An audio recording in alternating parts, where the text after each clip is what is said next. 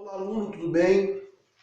Sou o pastor Murilo Silva, você que está já nesse curso, tá? Vamos iniciar mais um vídeo, terceira videoaula aí da nossa segunda matéria, matéria de bibliologia, tá?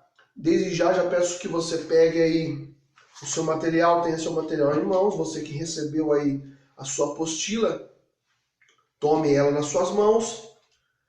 Se você quiser pegar também a Bíblia, é muito bom, que estaremos citando muitos versículos. Tá? Eu já quero dizer que na apostila que nós temos, eu destaquei, tá, para esta aula algumas coisas mais específicas para que nós possamos estar estudando, porque esse vídeo vai ser um pouco longo, vai ter muitas coisas para nós estudarmos, tá? Então, vamos começar. Você que é aluno ETART aí, ligado na Comier, você que é aluno ETART aí também individual, vamos iniciar aí a nossa matéria de bibliologia, tá bom? Segunda matéria aí da nossa terceira videoaula. O que nós vamos aprender na nossa terceira videoaula para falarmos acerca da bibliologia? Nós vamos aprender no item 10 aí da sua página de número 5, nós vamos falar um pouquinho sobre o livro, a Bíblia. Vamos falar aí no item de número 10, que está escrito: a Bíblia ela é única, ou seja, a Bíblia ela é unificada, é um livro mais vendido, é o livro mais traduzido, é o livro mais receitado, é o livro onde nós podemos ver que ele é o livro chamado de livro singular. Por que o livro singular? Ele é singular pelo fato dele ser único. Então, se a Bíblia é um conjunto de livros única, ela é chamada de singular, tá? Nós vemos que lá em Apocalipse, capítulo de número 10, versículo 8, do versículo 8 ao versículo 11, nós vemos que o apóstolo João, na revelação que Jesus tinha dado para ele, mostra-lhe um livro. E ele tomando esse livro, a Bíblia diz que ele agora come esse livro. Quando ele come, a Bíblia fala que esse livro na sua boca é doce, mas quando chega ao seu ventre é amargo. Então, essa alusão está dizendo que esse livro são as profecias, é a Bíblia de Deus. E essa Bíblia, no seu paladar, ou seja, quando se prega ela é doce, ela é gostosa de pregar, é gostosa de falar, gostosa de ensinar, de redaguir, é para exortar, para ensinar doutrina. Mas quando chega ao ventre, faz uma suposição de você guardar a palavra e cumprir também os mandamentos dela. Então isso, quando o apóstolo João está falando, ele está dizendo de ser amargo. Por quê? Porque é gostoso pregar a palavra, é gostoso falar da palavra, mas guardá-la para si como mandamento já é mais difícil. Então o apóstolo João, no livro do Apocalipse, capítulo 10, do versículo 8 ao versículo 10, ao versículo 11, ele está falando da amarguez que é guardar o mandamento. Quando Jesus, ele diz: toma sua cruz, negue-se a si mesmo, toma sua cruz e me siga, ele está falando da parte amarga, da parte da renúncia. Então, o apóstolo João, já aqui no livro de Apocalipse, no livro da Revelação, ele estava dizendo sobre a parte amarga que é cumprir os mandamentos, que por muitas vezes nos desagradam. Por quê? Porque nós somos seres humanos, somos errantes, nós deixamos de cumprir os mandamentos de Deus, nós deixamos de cumprir algumas coisas e com isso se torna amargo para a nossa vida. Por isso, a Bíblia ela é gostosa de se pregar, uma palavra boa de se pregar, de se ensinar, de você redaguir, exortar, de você falar: a Bíblia está dizendo isso, mas quando se refere para nós, às vezes nos torna amargo. Mas mesmo assim, João não deixou de estar com amarguez no seu ventre, ou seja, mesmo sendo amargo alguns mandamentos para se cumprir, João guardou, mesmo sendo amargo, dentro de seu ventre, tá ok? A Bíblia, a palavra biblios é uma palavra grega, tá? Vinda do grego, que quer dizer pequeno livro, conjuntos de pequeno livro ou pequena biblioteca. Mas a palavra Bíblia, ela vem do seu contexto, tá? Do seu contexto original e do seu contexto atualizado, veio da França. Então a palavra Bíblia, ela vem da França, tá? No seu contexto original, da sua etimologia, que é a raiz, tá bom? Dessa palavra, ela é uma palavra francesa, tá? Então ela veio do francês para chegar para nós como a palavra Bíblia, tá ok? Aí na era aí como diz aí, já na nossa página de número 6, antes da era do nome, que se deve à palavra casca, que era papiro, que era como era chamado ali no século 9 a.C., ou seja, no Antigo Testamento era chamado de papiro, lei dos profetas, a lei do Pentateuco, a Torá. E no Novo Testamento, ela é chamada de palavra de Deus, a palavra sagrada, ela é chamada de manuscrito e escritos também sagrados, tá? Como ler a Bíblia?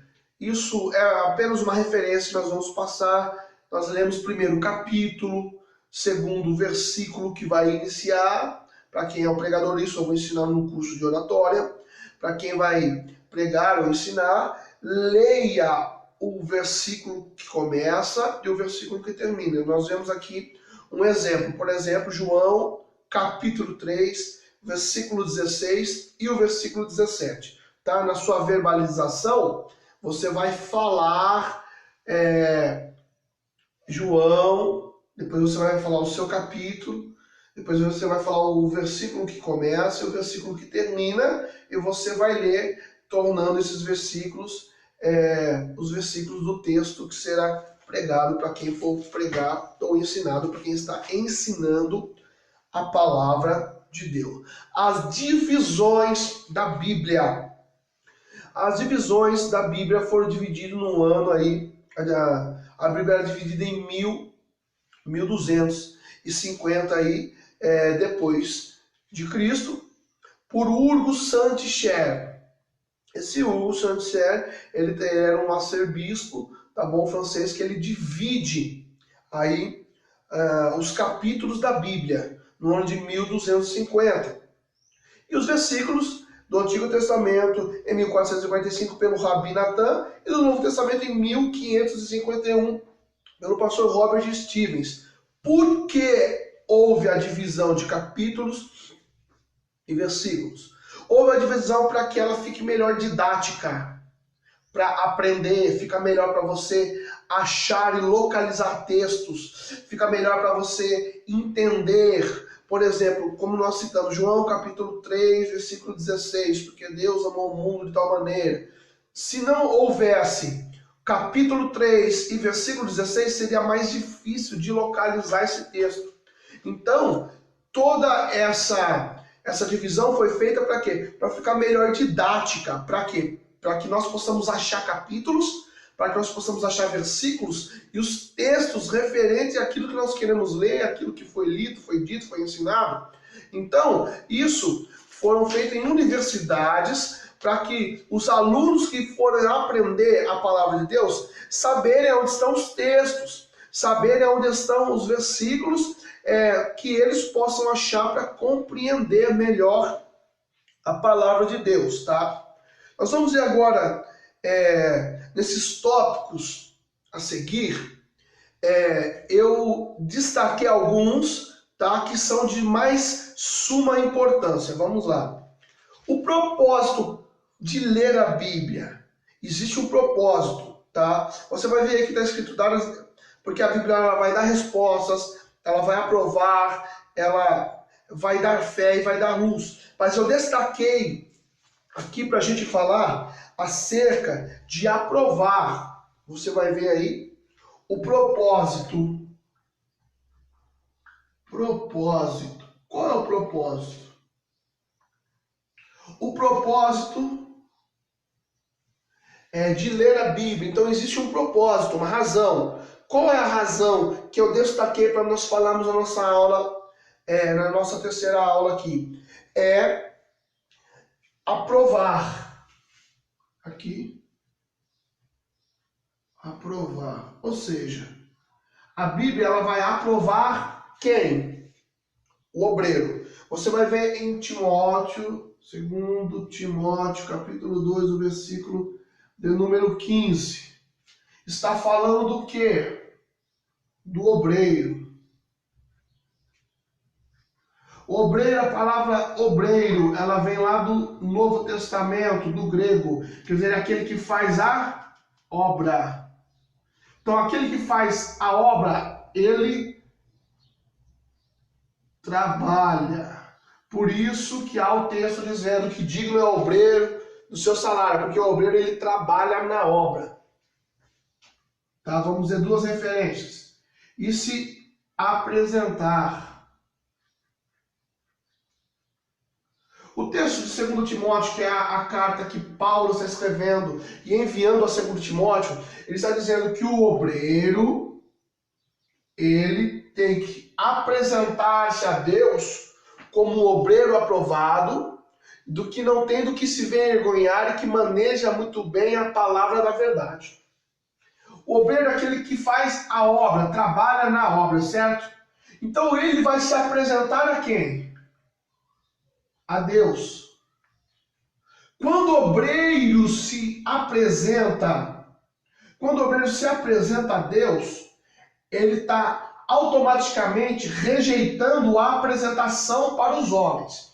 Então Paulo, quando envia essa epístola para Timóteo, ele está dizendo: olha, Timóteo, o obreiro ele não tem que se apresentar ao homem. O obreiro ele tem que se apresentar a Deus. Então, o que é? O homem tem que se apresentar a Deus como um obreiro aprovado, do que não tem de se envergonhar e que maneja muito bem a palavra da verdade. Então, o propósito de você ler a Bíblia, o propósito da Bíblia é ensinar que o obreiro ele tem que se apresentar a Deus, não se apresentar ao homem. O obreiro, aquele que trabalha na obra, ele tem a necessidade de se apresentar a Deus, porque Deus o apresentará para quem for necessário ser apresentado. Então, o que acontece? Quando nós vemos os saduceus, os fariseus, que isso já foi falado na aula de doutrina, quando nós vemos ele, o que a obra deles são? Obras chamadas de obras externas. Que nós vimos isso lá no na nossa aula passada, na nossa matéria passada, que foi a matéria de doutrina. Então nós aprendemos que a doutrina dos saduceus e dos fariseus, elas são doutrinas externas, as suas obras são externas. Então, a obra do obreiro aprovado por Deus não é externo, não é mostrar para todo mundo que faz, não é mostrar para todo mundo que sabe, para todo mundo que não. A obra é mostrar em secreto para Deus, diferente dos saduceus, porque todo aquele que faz a obra já mostrando para o homem, já tem a recompensa do homem, mas aquele que é um obreiro, para ser aprovado por Deus, ele tem que rejeitar o quê? A apresentação aos homens e se apresentar a Deus, porque Deus o apresentará. Então aprenda isso, o obreiro que se apresenta aos homens já ganha seu galardão. Mas o obreiro que se apresenta a Deus, esse será apresentado por Deus. Então as suas obras, elas são internas, mas Deus há de expor e apresentar. Então Paulo está ensinando. Então qual que é o propósito, pastor? O propósito da palavra de Deus é ensinar que o obreiro tem que se apresentar a Deus, tem que se achegar a Deus, tem que fazer para Deus, e não obras externas como os saduceus e os fariseus faziam. Então, o propósito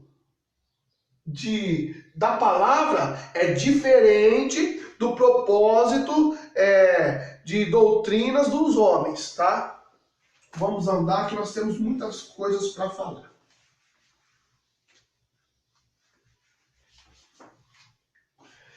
segundo, nós vamos ver a importância. Por que é importância? A importância da Bíblia. Nós vemos ali o propósito. Agora nós vamos ver a importância da Bíblia. É importante. É importante o quê? Porque ela serve como alimento. Qual é o alimento, pastor? Mateus, capítulo 4, no versículo de número 4. A Bíblia diz, Jesus está falando que não só de pão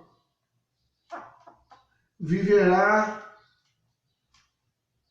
o homem, mas de toda palavra que sai da boca de Deus. Jesus nesse momento está sendo provado e ele diz que nem só de pão viverá o homem, mas de toda palavra que sai da boca de Deus. Jeremias capítulo 15. Olha que legal aqui, Jeremias. Capítulo de número 15. No seu versículo de número 16. Jeremias diz: eu encontrei a palavra e comi.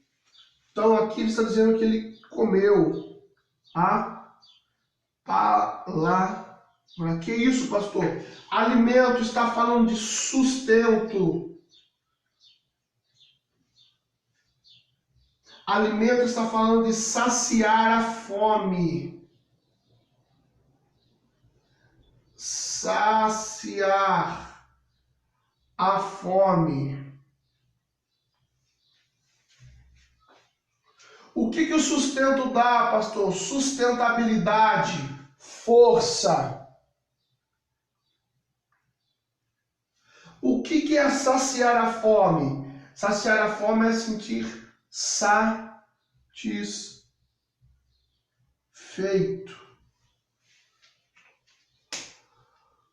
Quando se fala da importância da Bíblia, está falando que ela é o quê? Um alimento necessário para o homem. Mateus capítulo 4, versículo 4. Jesus está numa situação onde Satanás mostra algumas pedras após o período dele estar 40 dias e 40 noites em jejum. Quando Satanás mostra aquela pedra, diz, ó, transforma essas pedras em pão e come, para saciar a sua fome. E o que ele fala? Nem só de pão viverá o homem, mas de toda a palavra que sai da boca de Deus. Quando ele fala a palavra, ele está dizendo que o alimento é a palavra. E se o alimento é a palavra, o alimento ele vai trazer para o nosso corpo as proteínas que nós necessitamos para ser sustentados, para andarmos, para corrermos, para falarmos, para manter nossos sentidos ativos. Então, trará o quê? Proteínas. Então, Jeremias, quando ele encontra a palavra, ele diz, eu encontrei a palavra e comi. Esse ato de comer, esse ato de falar que nem só de pão viverá, mas toda a palavra que sai de Deus, está falando que o nosso alimento espiritual é a palavra de Deus. Ela vai nos dar sustento. O sustento vai te dar sustentabilidade, vai te deixar em pé. Então a palavra de Deus, ela te sustenta em pé. Ela te dá o que? Força.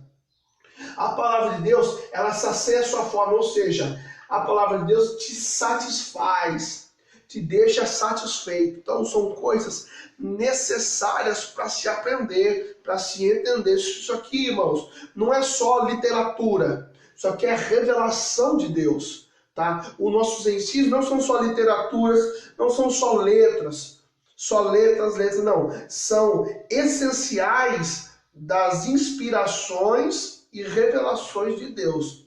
Então, a maioria dos nossos ensinos são revelações de Deus mediante a palavra, tá bom? Então, a importância de ler a Bíblia. Qual a importância de ler? Qual a importância de ter a Bíblia? É que ela serve de alimento para a tua vida. Tá? Vamos continuar. Pronto. O que mais? Maneiras de como ler a Bíblia.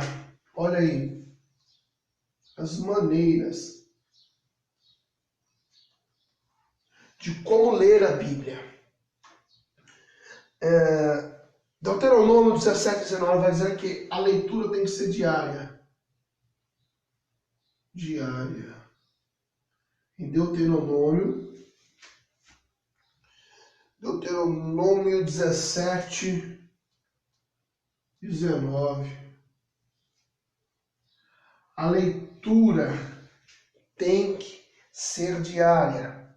Deuteronômio 17, 19 fala que todos os dias teria que ter ela para aprender a guardá-la. Então, em Deuteronômio 17, 19, está dizendo que para você guardar, tem que ser diariamente lida, diariamente comer da palavra, diariamente. Então há necessidade do homem criar aí um hábito de ler a Bíblia todos os dias. Isso também nós vamos aprender no curso que estou desenvolvendo, o curso de oratória, que lá terá também aí como bônus 5 dicas para você guardar a Bíblia na cabeça. 5 dicas aí para você memorizar a Bíblia. Então você tem que criar uma necessidade diária, um hábito diário de você ler a Bíblia todos os dias. Tá? Lá eu vou ensinar algumas dicas, mas você tem que ler a Bíblia todos os dias, porque a necessidade de você aprender para guardar é grande. Há uma grande necessidade. Então, em Deuteronômio 17, 19, nós vemos que Moisés escreveu lá que você tem que ler, ver todos os dias a Bíblia. Por quê? Para que você possa guardar, para que a palavra possa ser guardada no seu coração, ser guardada na sua mente, na tábua do seu coração, para que a palavra venha fazer efeito dentro aí do seu coração e da sua vida. Ok? Então, por isso, a necessidade do que, pastor? De guardar a palavra e ver, entender a palavra, ler a palavra, interpretar a palavra, se possível, todos os dias. Que quanto mais você ler, mais você vai guardar a palavra de Deus. Tá bom? Mas vamos continuar, que temos muita coisa para a glória de Deus.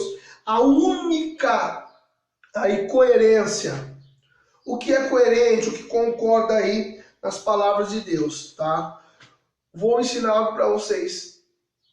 Quando se fala em datas na Bíblia, cronologicamente falando, nunca é possível identificar uma data exata. Então, sempre quando você for falar de datas dentro do contexto bíblico ou fora também do contexto bíblico, como nós vamos falar aqui, sempre você usa a palavra aproximadamente. Por quê? Porque nunca nós vamos saber uma data exata.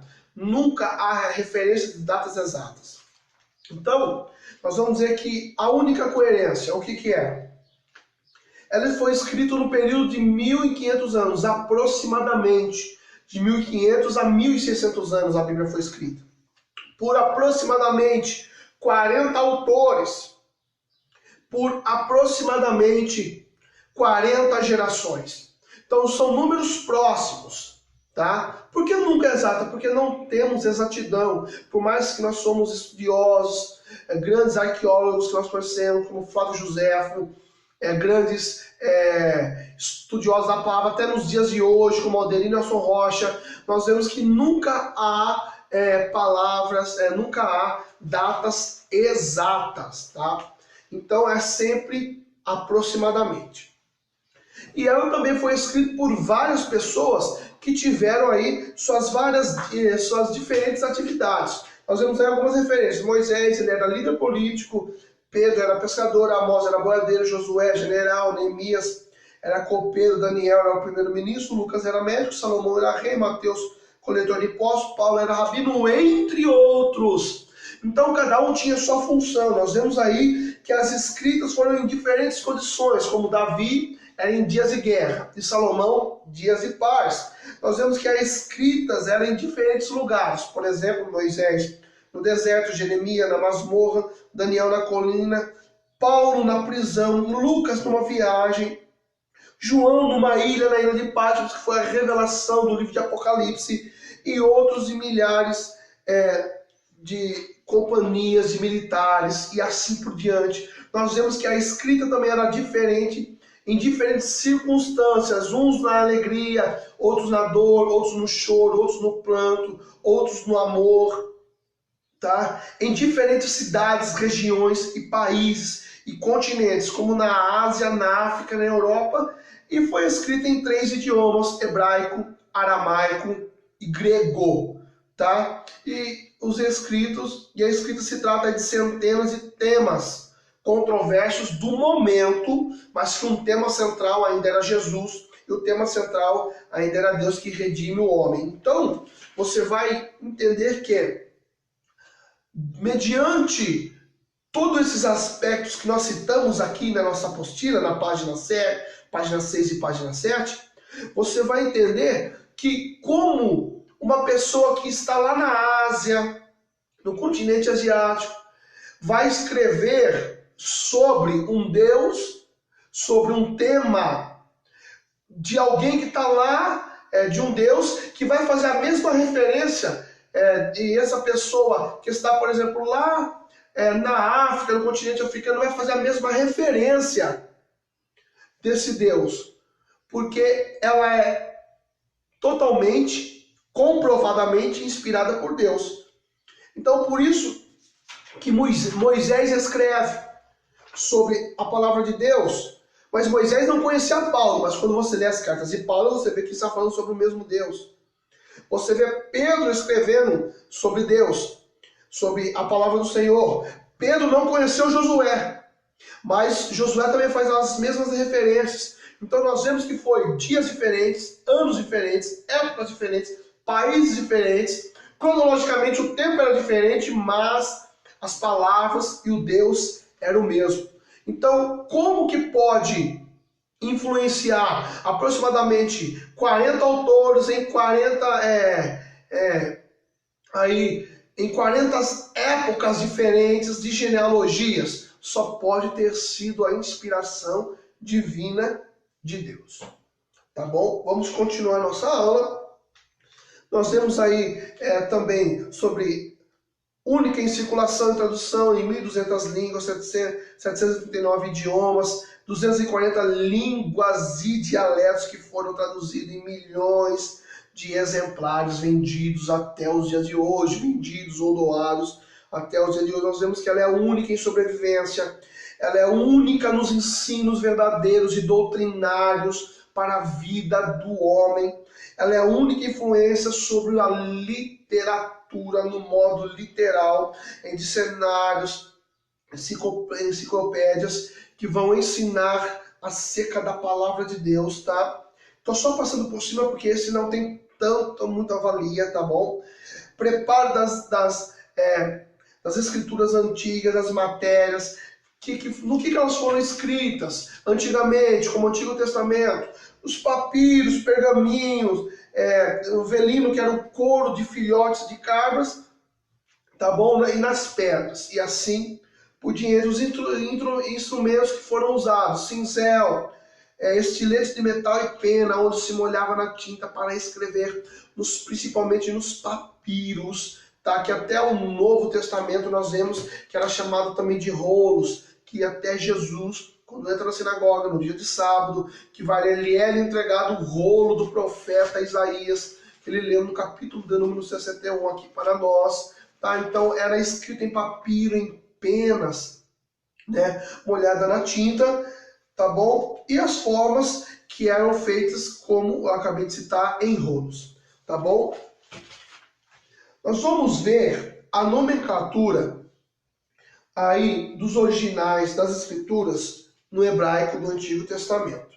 Essa nomenclatura, ela é escrita à mão, como diz lá em Êxodo capítulo 32 e versículo 18. O que é nomenclatura, pastor? É só um modo de dizer, tá? Dos originais. E também temos a nomenclatura em grego, tá? no Novo Testamento. Ou seja, a nomenclatura ela é nada mais que o dito da palavra que nós estamos falando, do Antigo Testamento. Então, no Antigo Testamento, a escritura era chamada de escritura ou algo escrito, tá, em hebraico, tá, que quer dizer mikateb. Então, essa palavra é escrito. E no Novo Testamento, a palavra é graf, que é escritura denotada de um livro em si como seu conteúdo, que foi escrito aí no Novo Testamento. Isso é só razoavelmente falando, tá? Vamos agora para o nosso tópico aí de número 14, que diz a Bíblia Católica versus a Bíblia Evangélica. Aí é um ponto muito conotado que eu quero falar para vocês. Nós vamos falar muito sobre isso hoje. Nós vamos ver que a Bíblia que nós usamos é a Bíblia chamada Bíblia Protestante, porque ela não tem os livros chamados livros apócrifos. Então, o catolicismo, os católicos, a Igreja Católica, ela tem a nossa Bíblia Protestante como uma Bíblia Católica em falta de alguns livros, que são os livros chamados livros apócrifos, que são o livro de Tobias, Judite, Sabedoria, Eclesiástico, Baruque 1 e 2, de Macabeus. Então essas escrituras aí que são apócrifos são que não tem comprovada a canonicidade, que nós vamos explicar mais para frente, que não tem a canonicidade, que é a inspiração divina por Deus. E também nós vemos que o capítulo de 10 a 16 de Esther também foi tirado, e o capítulo 3, versículo 13 e até 14 de Daniel. Por quê? Porque trazem falsas doutrinas. Tá? Nós vamos falar do porquê disso e de onde eles foram escritos. Tá? Nós vemos aí que a Igreja Católica ela não afirma o quê? A verdade quanto fala somente a Bíblia, que traz no pé de cada nota, de cada página explicar. Ou seja, a Bíblia Católica ela não traz, como nós temos aqui, um contexto escrito e explicado. Ou seja, eles dizem que a palavra de um bispo ela é igual ou até maior que a palavra de Deus. Então, ou seja, eles não têm a preocupação de fazer os seus ouvintes estudarem a palavra de Deus. Eles não têm a preocupação de ensinar a palavra de Deus para os seus ouvintes. Então, por isso que nas suas missas existem aqueles folhetos, porque esses folhetos é que vão ter uma valia igual à Bíblia. Você vai ler aquele folheto, guarda lá, isso que vem tem outro novamente, e assim por diante, tá?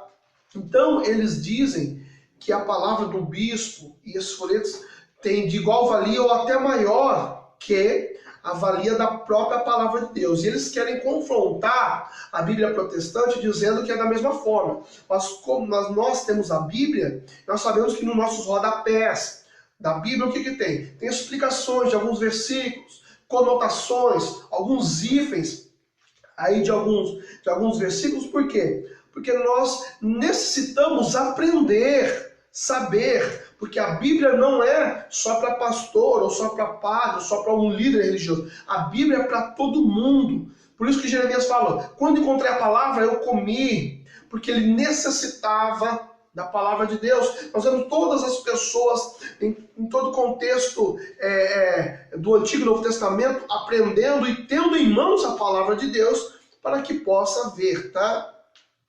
Nós vemos aí que nessa briga, nessa conotação de briga, a Bíblia vai nos dizer que toda palavra ela é inspirada por Deus. Como nós vemos, ela é inspirada por Deus, pelo Espírito Santo, enviada para ensinar as pessoas e não ensinar placa de igreja. Então nós vemos em Lucas capítulo 24, versículo 45, 2 Timóteo 3,16 e João 15, 26, que vai falar dos ensinamentos que necessitavam ter o povo. Então é necessário que o povo venha aprender a verdadeira raiz da palavra. Tá? Vamos ver a tradição. Perceba que eu quero falar um pouquinho sobre a tradição agora. O que é a tradição, pessoal? A tradição é um conjunto de costumes assim, ensinados que vêm de geração para geração. Então há dois tipos de tradição. A primeira tradição é a tradição do homem. E a segunda tradição é a tradição de Deus. Então, as tradições podem ser diferentes, tá? Paulo, ali em Colossenses capítulo 2, no versículo 8, vai dizer que nós não devemos se apegar às tradições e filosofias do mundo. Nós vemos em 2 Tessalonicenses capítulo 3, versículo 16, ali, que Paulo está falando que o que ele recebeu do Senhor Jesus é uma tradição de Deus, tá? Em Colossenses 2,8, ele está falando que a filosofia do mundo é a tradição do homem, tá? Então, o que nós vamos entender e ver um pouquinho aí? 2 Timóteo, capítulo de número 1, versículo 13, está dizendo que a tradição pode ferir o mandamento. Então, em 2 Timóteo, capítulo 1, versículo 13, 2 Timóteo, capítulo 1, versículo 13, está falando de tradição do quê? Do homem. Então a tradição do homem, ela pode quebrar o mandamento. Então tudo aquilo que quebra o mandamento de Deus na sua tradição, é tradição do homem. Tudo aquilo que quebra o seu contexto de agradar a Deus ou da lei do Senhor, tudo isso que quebra, tira a valia do mandamento, é tradição do homem. Tá? Segundo Tessalonicenses 2,15, diz que a tradição não pode ser contradição à palavra. Por quê? Porque se a tradição contradizer a palavra de Deus, é tradição do homem, ou costume do homem.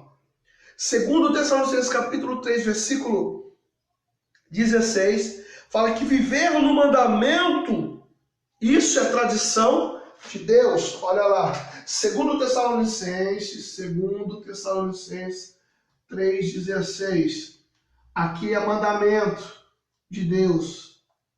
Então aquele que vive no mandamento de Deus, ele vive na tradição e no costume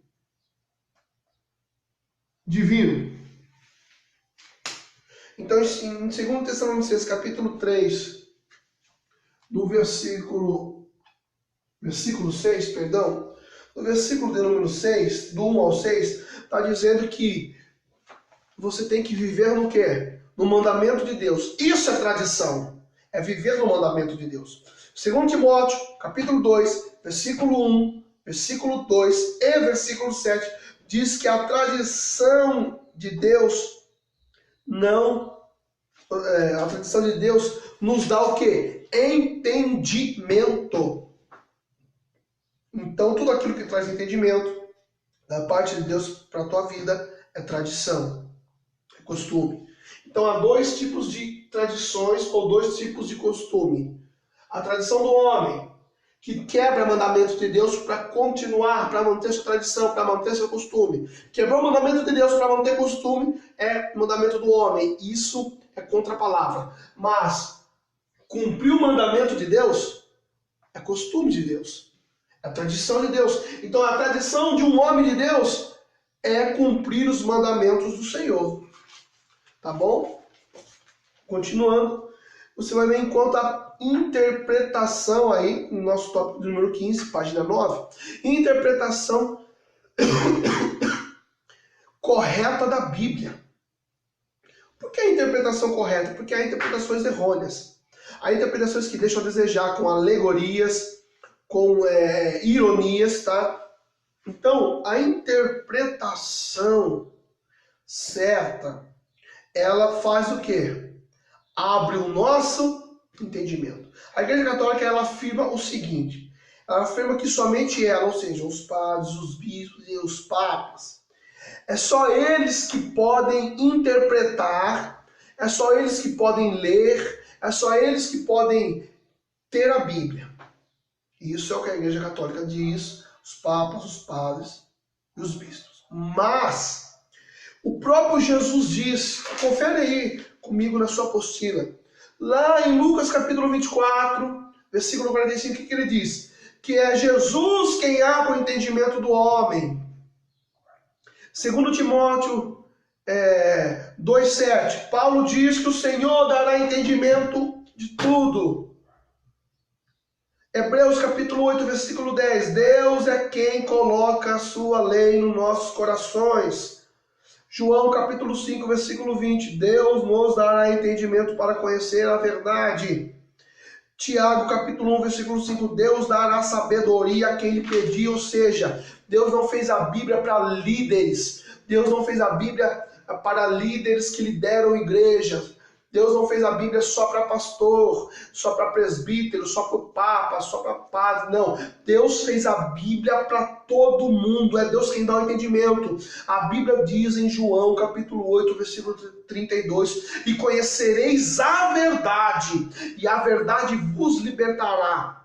E a verdade ela vem pelo ouvir. Ouvir o quê? Ouvir a palavra de Deus. Ter a palavra de Deus, ler a palavra de Deus, conhecer a palavra de Deus. Não tem como você apenas ir uma vez por semana num encontro, ir apenas uma vez por semana num culto, ir apenas uma vez por semana, ouviu a palavra, foi embora, não tem uma Bíblia para você ler, não tem nada para você estudar, porque é Deus que vai dar o seu entendimento. Quando Deus ele dá o entendimento, quando é Jesus que abre o seu coração, quando é Deus que dá o entendimento da palavra para o seu coração, ele está dizendo que você tem que ter, como diz em Deuteronômio, como nós falamos, você ter diariamente, você ler diariamente, você participar, comer desse pão que te dá sustentabilidade diariamente. Por quê? Porque há necessidade de o povo aprender a palavra. A Bíblia diz que o meu povo erra porque não conhece a palavra, não examina as escrituras. Deus não está falando que o meu povo erra porque o sacerdote não está ensinando certo, meu povo erra porque os levitas não estão ensinando certo, não. Ele diz, o meu povo erra, por quê? Porque eles não examinam as escrituras. Então, há necessidade de todos terem a Bíblia e aprender, todos conhecer. Então não é só para alguns líderes que serve a palavra de Deus, não. A Bíblia é para todos, para todo mundo que vai aprender sobre a palavra. Então há uma necessidade sim de você ter a Bíblia em suas mãos, há uma necessidade sim de você conhecer a palavra de Deus. Tá bom? Vamos agora para o nosso tópico de número 17, a Bíblia Sagrada. Nós vamos falar agora de algumas coisas específicas aí na Bíblia, tá? A Bíblia é formada por 66 livros, a mensagem é para o seu povo, tá? Deus inspira homens para fazer isso, nós já sabemos, já conhecemos. Página de número 10, o Antigo Testamento. Vamos falar um pouco do Antigo Testamento, tá? O Antigo Testamento ele é formado por 39 livros e ele é dividido em 3 partes: história, poesia e profecia. Os livros históricos são livros que contam histórias, né? Por exemplo, o Pentateuco, que são os 5 primeiros livros da Bíblia, que é Gênesis, Êxodo, Levítico, Números e Deuteronômio, escrito pelo profeta Moisés. São considerados livros históricos. Os livros poéticos são 5 livros poéticos. Dentre eles, alguns escritos por Davi e Salomão. Dentre os 5, o livro de Provérbios e Eclesiásticos e o livro de Salmos e o livro de Cânticos também são considerados livros poéticos. Então falaremos isso devidamente aí, com mais ênfase, um pouco mais adiante. Livros proféticos encontrados no Antigo Testamento são os livros que vão falar de profecias que já aconteceram, que estavam acontecendo e que irão acontecer. Então os livros proféticos provêm de profecias. Nós vemos que os livros proféticos eles foram escritos a cerca de 16 diferentes autores, entre eles Isaías, Jeremias, Daniel. Esses e também Ezequiel, eles são ditos como profetas, chamados de profetas maiores, tá? Eles escrevem as profecias ao longo aí de seus livros E os profetas menores, que também são livros, são também os livros proféticos, que são Ageu, Zacarias, Malaquias, e dentre outros, também Sofonias e etc. Eles são também considerados, chamados de profetas menores, porque os seus livros têm menos capítulos e também pelos menos anos que eles profetizaram, e são ditos também como livros proféticos. O canão do Antigo Testamento. O que é canão? Vou repetir desde o início do primeiro vídeo, estamos falando de canão. Canão nada mais é que a palavra para inspiração. Canão do Antigo Testamento. Então, o canão do Antigo Testamento é o conjunto dos 39 livros. Esses 39 livros são totalmente inspirados por Deus. E temos mais 7, que são os livros de algumas porções, tá? Que é chamado dos livros apócrifos. É que o canão do Antigo Testamento, para os judeus, são apenas o Antigo Testamento sem o Novo Testamento, tá? O Novo Testamento, o canão do Novo Testamento, contém 27 livros, escritos em cerca de 50 anos, aí, totalmente na sua inspiração principal por Deus, tá bom? E pode ser dividido aí em 3 partes, chamadas de Evangelho, Epístolas e Profecias. Os Evangelhos são os livros que são os 4 primeiros livros, chamados Mateus, Marcos, Lucas e João, que também são chamados de livros sinóticos. A palavra sinótico quer dizer semelhança. Então, o livro do Novo, os 4 primeiros livros do Novo Testamento vão falar do nascimento de Jesus, da vida de Jesus, do crescimento de Jesus, da morte de Jesus, da sua ascensão a subir ao trono. Então, da sua ressurreição. Então, o que vai acontecer nesses livros chamados de sinóticos? Tem a semelhança dos mesmos textos, por isso são chamados de livros sinóticos, tá bom? E também nós vamos ver que os livros históricos no Novo Testamento, ou as epístolas e profecias, as epístolas é considerado como um livro de Atos, dos primeiros anos primordiais aí da igreja primitiva, da obra dos discípulos aí, e também nós vemos que os evangelhos eles foram escritos aí nos anos 65 a 70, no final do século I. O que são as epístolas? As epístolas são as cartas que o apóstolo Paulo escreve, descreve aí e envia para as igrejas, tá? O que é um livro profético no Novo Testamento? O livro profético se está primordialmente no livro da Revelação, livro do Apocalipse. Ele é um livro muito profético, tá bom? Que vai falar das revelações de Deus. O canon no grego quer dizer cana, régua, ou seja, o canon é um padrão. É um padrão de quê, pastor? É um padrão aonde eles vão falar da palavra do Senhor como uma régua, ou seja, como um único caminho de dimensionalismo, de inspiração por Deus. Então, quando se fala em canon ou canonicidade, está falando que há algumas características que levam à canonicidade desses livros. Por exemplo, aqui na letra A nós vamos ver que a idade do livro vai contar com a sua canonicidade, ou seja, com a sua inspiração. Só vai ter valia a sua canonicidade, só vai ter valia de como Bíblia, de como palavra, se a idade do livro bater, se a língua usada bater, se a concordância com os outros livros, porque o livro de Gênesis tem que concordar com os livros do Novo Testamento, ou seja, o livro do Antigo Testamento ele concorda com o livro do Antigo Testamento, concorda com o do Novo Testamento concorda com o livro do Antigo Testamento.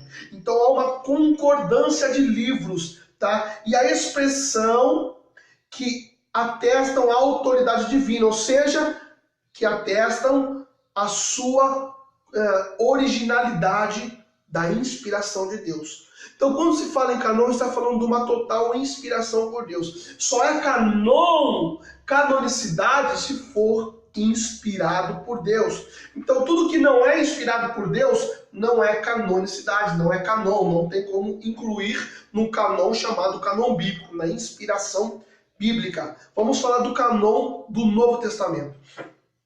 Nós já vimos que o canon do Novo Testamento são 27 livros. Esses 27 livros que a igreja cristã conhece como livros genuínos, e o canon do Novo Testamento é igual para os evangélicos e para os católicos, ou seja, independente se é evangélico ou se é católico, se está com a Bíblia católica ou com a Bíblia evangélica, os livros do canon do Novo Testamento são 27, tá? Agora nós vamos entrar nos livros chamados livros apócrifos. Os livros apócrifos são os livros que foram retirados da Bíblia porque não comprovam a sua canonicidade. Vê aí, página 11 da sua apostila, aí no nosso item de número 18, apócrifos. Os livros que lá do Concílio de Trento de 1546 declarou inspirados, tá? Então os católicos chamam esses livros de deuterocanônicos, ou seja, é um segundo canon, uma segunda inspiração. E os livros que eles chamam de protocanônicos são os livros que pertencem ao primeiro canon.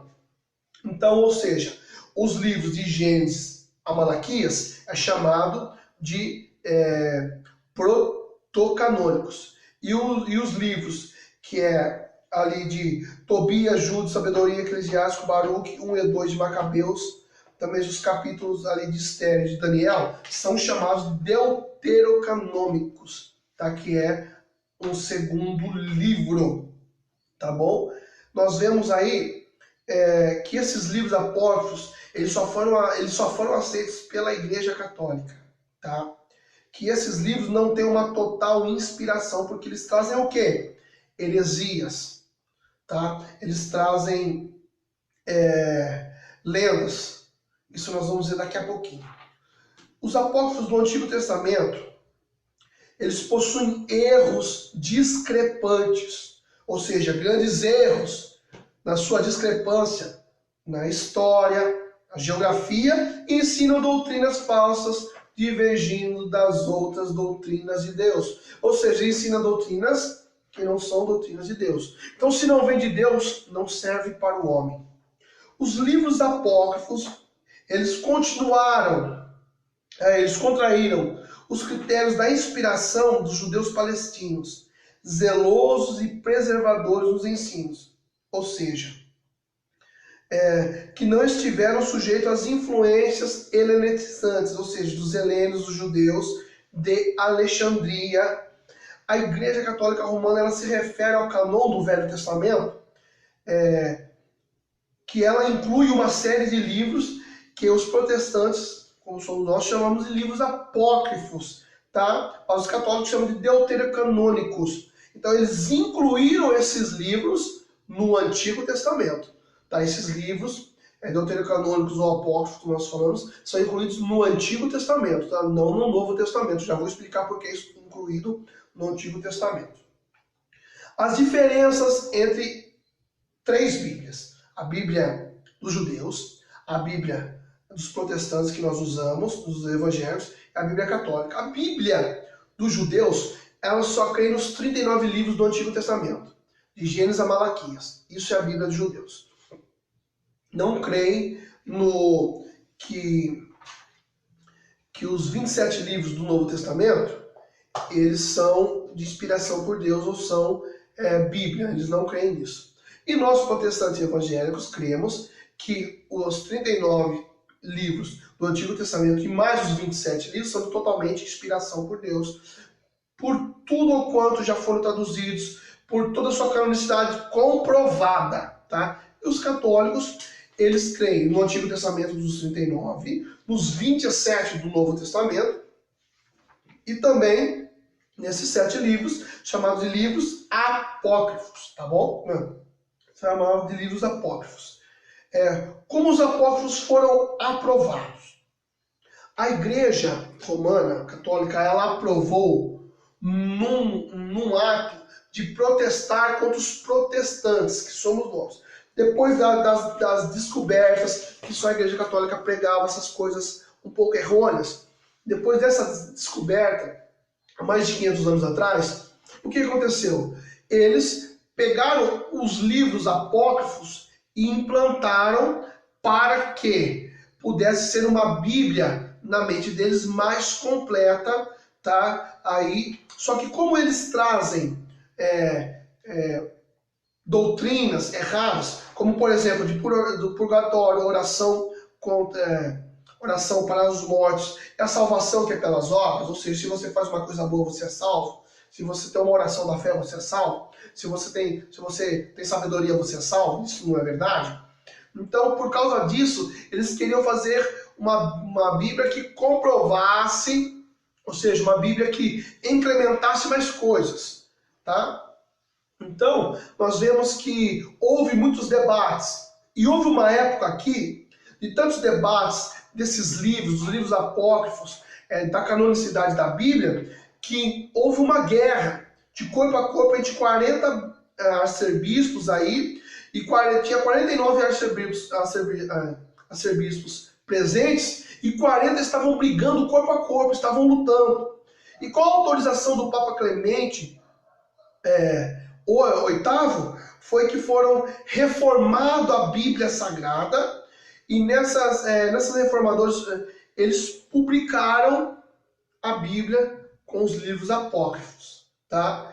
E os reformadores, depois protestantes, publicaram mais tarde aí a Bíblia Sagrada e colocaram os apócrifos como um apêndice, apenas como mais não como total inspiração, mas apenas para uma liturgia de leitura, tá? Mas em 1629 as igrejas reformadas excluíram os apócrifos das suas edições porque traziam falsas doutrinas e não tem como você ler a palavra de Deus e Deus falando que ele é o único Deus, que só ele tem que ser adorado, e você virar a página num outro livro e falar que você pode adorar outros deuses, que a idolatria está dentro da igreja, então não tem como. Tá? Então por isso foi retirado. Agora, o porquê rejeitar os livros apócrifos? A rejeitação veio porque do livro de Gênesis ao livro de Malaquias é um período chamado de Antigo Testamento. Do livro de Malaquias, no seu capítulo de número 4, até o começo de Mateus, passaram-se 435 anos e Deus não falava mais com o seu povo, Deus não respondia mais com o seu povo. E esse tempo é chamado de tempo intertestamentário. Então esses livros apócrifos foram achados nesse tempo. As datas desses livros apócrifos foram nesse tempo. Então nesse tempo não teve... Deus não falou com mais ninguém, Deus não agiu com o seu povo, Deus não falou com o seu povo, Deus não levantou profeta, Deus não falou com a sua igreja, Deus não falou com mais ninguém. Então esses livros foram achados nessas épocas. E por isso que nesses 435 anos que foram achados esses livros, foi então uma desolação para esse achado. Foi quase que um absurdo, como também chamados os escritos do Mar Morto, que foram achados nesse tempo. Então não tem como você ter uma comprovação certa que é Deus, se nesse tempo Deus não estava falando. Então se não era Deus quem estava falando, quem estava falando? Quem estava querendo introduzir a idolatria? Quem estava querendo introduzir as falsas profecias? Quem estava querendo introduzir então de fato a erronicidade dentro do povo de Deus? Então se não há uma data batendo, se não há uma história batendo com o Antigo Testamento, que é a inspiração, e com o Novo Testamento, que é a inspiração, então não é inspiração de Deus. Então não houve mais esse acréscimo do canon do Antigo Testamento por causa dessas histórias, tá? E a história do povo judeu é registrada em outros escritos, mas eles não foram considerados testamento. Então você vê que, por exemplo, o livro de Macabeus foi escrito 100 anos antes de Cristo. Então estava no período aí de 435 anos antes de Cristo.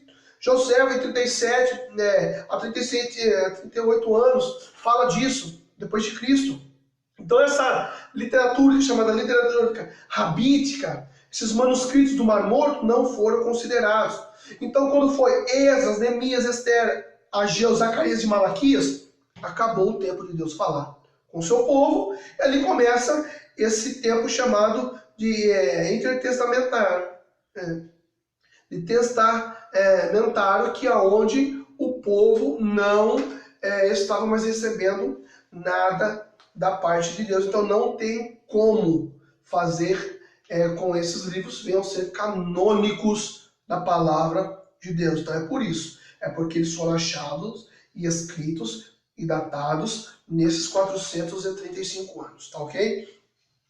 Agora, por que foi a inclusão dos livros apócrifos aqui para o povo ocidental, tá?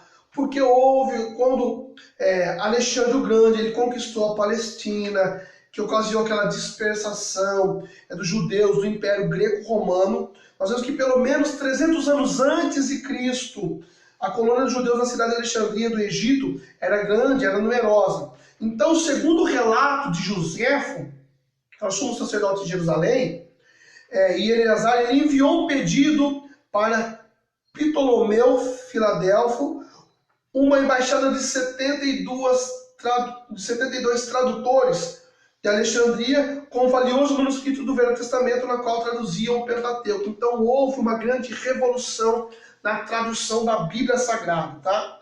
Então foi feito lá no Sinédrio judaico de Alexandria, tá? Uma grande reunião novamente, com 70 arautos, heralditos, que começaram a traduzir da forma mais literal, ao pé da letra, do grego e do hebraico, do Antigo e do Novo Testamento. E essa tradução, nós já falamos, eu vou retornar a falar, é a chamada de Septuaginta, ou a versão dos 70, que é a versão mais que chega mais perto dos originais, tá bom? Página 13. Os apócrifos contêm lendas. Nós vemos em Tobias, a lenda de Tobias. Os apócrifos contêm erros geográficos, não bate a geografia. Você vai, por exemplo, a suposição que o rei Senaqueribe era filho de Semal-Cezer, ali, né, em vez de Sergão II. Então, não há erros, os erros geográficos são demais, são grandes e não dá para discernir. Tá? Os livros apócrifos têm heresias, como Tobias, trazendo uma história de novela, tá? Que um anjo está fazendo um milagre. O livro de Judite fala de uma heroína, uma viúva formosa, que ela vai decapitar um inimigo que é general. Ela conta uma grande heresia, tá? Que o fim da história não justifica o meio. Então é uma confusão. Baruque apresenta aí um escrito que é um cronista do profeta Jeremias, ou seja, quem está escrevendo o livro de Jeremias é Baruque, e aqui nesse livro de Baruque, ele está falando que ele, nem seu livro, não tem nenhuma total inspiração por Deus, já é tirado fora. Livro de Eclesiástico, tá? Ele é semelhante ao livro de Provérbios, mas está falando que você tem que ter ódio dos samaritanos. E Deus fala que você não pode ter ódio. Você tem que, falando de heresias, que você é salvo pelas suas obras, na sua sabedoria. Como diz também a sabedoria de Salomão. Tá? Macabeus também descreve a história de 3 irmãos, da família de Macabeus, que é nesse período interbíblico aí, que relutam. Foi nesse período onde não houve inspiração de Deus. Então não tem como ser inspirado por Deus. Macabeus II não é nenhuma continuação de Macabeus I. Nós nem sabemos o porquê colocaram Macabeus II. São adições do livro de Daniel que trazem idolatrias. Tá? Então tudo esse conjunto que eu falei para vocês é que vão tirar a autenticidade do livro. Tá? Tipos de heresias. Ensinam magias e bruxarias e macumba, que é isso que fazem para expulsar o demônio nesses livros. Então a macumba não expulsa demônio, a bruxaria não expulsa demônio, não tem exorcismo. De acordo com Mateus, capítulo 12, versículo 26, só se expulsava demônio como? Em nome de Jesus. Isso expulsa o demônio. Não é fazendo macumba com mandinga, com bruxaria, não. Tá? Os apóstolos, eles ensinam que dar esmolas e as suas boas obras te levam, te limpam seus pecados, né? E salva a sua alma. Isso não é verdade, né? Porque você dando uma boa esmola não vai te livrar da morte eterna. Ou seja, se você não leva uma vida santa na presença de Deus e o ato de você dar uma esmola, isso limpa, te deixa santo, é errado. Tá? Eles também ensinam que o perdão dos pecados vem através das orações, ou seja, eles criam só nas orações. Se você orar, você vai ser perdoado. Quem te perdoa não é a sua oração, quem te perdoa é Deus. Então há um erro aí, porque quem vai te perdoar é Deus, então você vai orar a Deus, e não que a sua oração te levará ao perdão. A Bíblia é bem clara de dizer que aquele que abandona e deixa, alcança em Deus misericórdia. Então muitas vezes não é pela oração. Se você abandonou o pecado e deixou, automaticamente você é perdoado e em Deus você alcança a misericórdia. Ensina oração pelos mortos, as devidas missas pelos mortos que nós vemos aí. Isso tudo é idolatria errônea. Isso tudo é falsa doutrina. Ensina a existência de um lugar chamado purgatório, que quando a pessoa morre fica lá para um julgamento, fica lá para se limpar, fica lá para quem sabe, por aquela esmola que você deu, você possa ir para um lugar bom. Tá? E os livros apócrifos também estão dizendo, ali em Tobias, capítulo 5, versículo 15 ao 19, está falando que os anjos mentem, que o anjo mentiu para Tobias. Tá? Então tudo isso, irmãos, é uma grande salada. Tá? E nos livros apócrifos também ensinam aí que só que você jejuar, você santifica. Não. Você não tem que só jejuar para santificar. Você tem que orar, buscar a Deus, você tem que ter o jejum, mas você tem que levar uma vida santa no quê? Na presença de Deus. Tá bom? Fala também que os livros apócrifos ensinam as atitudes anticristãs, como vingança, crueldade e egoísmo. Então a vingança e a crueldade e o egoísmo não provém dos homens de Deus. O que Deus disse? Olha, deixai a vingança para mim. Então está ensinando errado. Tá? A Igreja Católica também ela tenta defender a Imaculada Conceição, baseando em uma destruição, uma deturpação dos apócrifos. Ou seja, está dizendo que os livros apócrifos são livros imaculados. A palavra mácula é mancha. Então, imaculados é sem mancha, ou seja, eles estão dizendo que os livros apócrifos são livros de tanta inspiração de Deus, que são livros que eles não têm mancha, são livros que eles não são erros, tá? Mas isso é errado. Vamos ver no nosso número 19, para nós estarmos terminando, tá? A inspiração versus a revelação. O que é inspiração? Inspiração é aquilo que veio de Deus. Então, há homens que escrevem a palavra de Deus pela divina inspiração do Espírito Santo. E o que é revelação? Revelação é aquilo que é revelado por Deus. Então, o que é revelado por Deus, o que é inspiração por Deus, nem sempre é revelado por Deus. Os homens são inspirados a escrever. Por exemplo, a inspiração que Deus deu, por exemplo, a alguns autores, eles vão escrever histórias que estão vivendo. Por isso é chamado de livros históricos. Agora, a revelação vem de livros proféticos, onde os homens vão escrever profecias, que são revelações, como Daniel escreve no capítulo 7, 8, 9, 10, 11, 12. Como nós vemos lá no livro de Apocalipse, no Novo Testamento, que Deus dá revelações, aí Jesus dá revelações a João. Então são livros de revelações. E agora, livros de inspirações são como Paulo escreve as cartas. Quando Paulo envia suas cartas inspirados por Deus para abençoar e instruir os homens aí de Deus nas suas jornadas, tá bom?